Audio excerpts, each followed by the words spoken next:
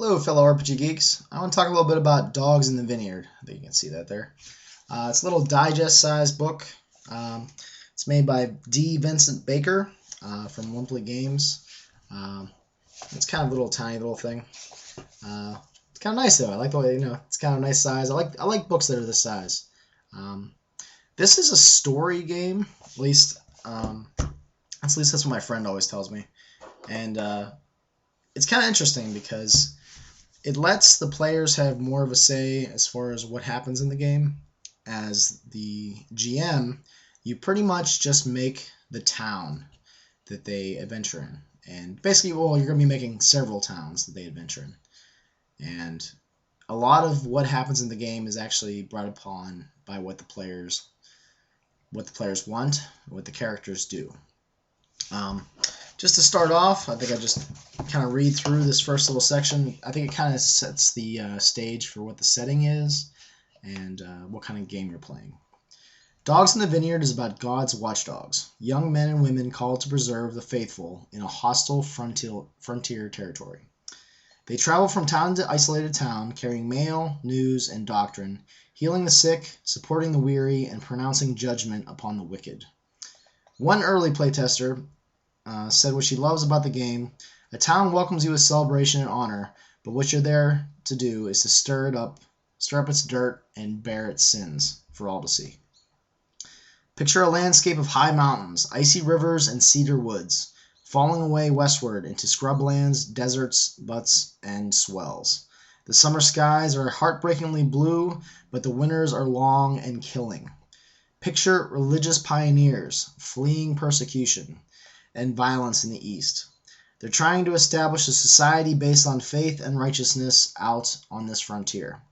Their towns are small and isolated, vulnerable to attack from without, sin and corruption within. You are God's watchdogs holding the faith together. Now, at first, some people think, okay, this is a game about what?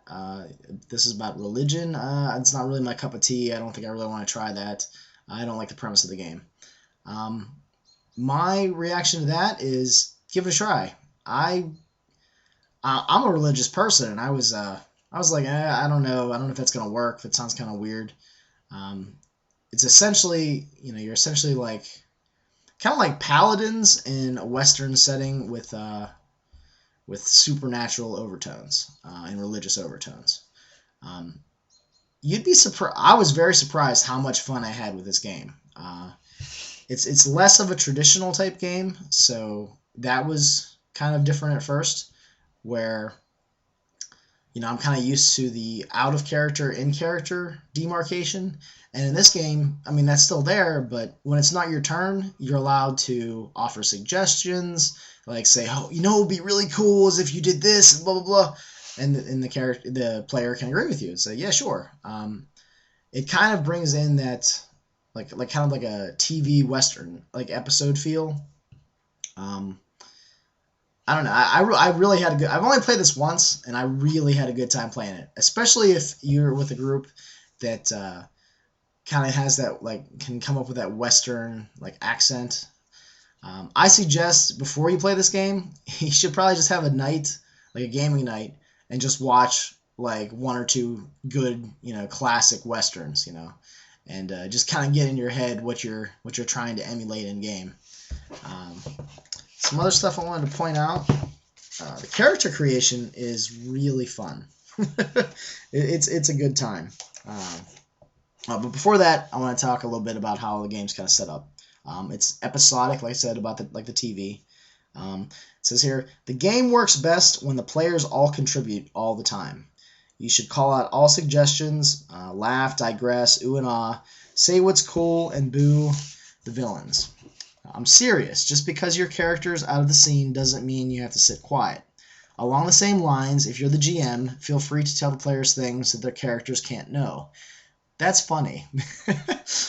I know in most games, GMs will like hide the dice rolls for like search checks in D&D so that their players and characters don't know if they actually found the trap. I found this game is pretty good for basically what you know versus what your character knows. And you have to. It's funny when you role play it out. Like if you know as a player that you're about ready to be ambushed, but your character doesn't, it's actually pretty entertaining to say, oh. Well, it's just an open prairie. Okay, well, I'm going to ride my horse, throw you right out there, and you get shot all to hell. So that was really fun. I had a good time with that. Here's the important part that kind of influences or kind of brings up the story game aspect. It's never the GM's job to plan what will happen. This is kind of nice for those GMs that kind of get burned out because you don't really have to do much prep work. The GM's job is to create a town at a moment of crisis. And he goes into detail in the books about what kind of crises, like supernatural, demonic influence, sorcery, or even just small disputes, family disputes within the town that can blossom into violence and death. So you're supposed to create the town, and from then on, only respond to what the players do and their characters. Play the NPCs up to your elbows, but then be willing to let them die. So it's kind of nice. You, as a GM, have to make the town, have to make all the people that are in the town, and you role play NPCs as normal, but you really just let the cards fall where they may.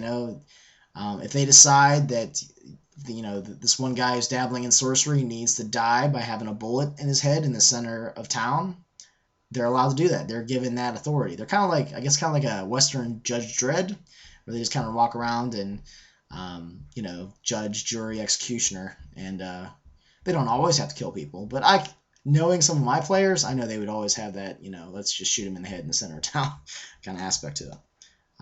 There isn't much setting in the game, and he goes over the faith, which is very loosely based on Mormon, the Latter-day Saints kind of vibe. But you can add in whatever you feel like. You can even make it stranger. I kind of like the holy symbol that he made. It's kind of like a cross with like an extra little part on it that bends up. So that's kind of sweet. So character creation. Let's talk about that. Character creation is kind of... I really enjoyed character creation. You go through and you come up with a background. You can have a well-rounded background, a strong history, a complicated history, or strong community. And there's one other one, complicated community. And depending on what you take, you get different amounts of dice. It's kind of like you get like a dice pool of so many D8s, so many D6s, so many D10s. So you're going to need a lot of dice to play this game. And then you go through and divvy up those dice into different places. You have 4 stats: acuity, which is kind of like your perception, your education, intelligence, your body, that's pretty much what it is, strong. Heart, that's kind of like a compassionate, attractive, charming, gentle, that sort of thing, enduring. Will is for if you're tenacious, aggressive, confident, and you usually roll 2 stats together, and you can add in traits, which we'll get to.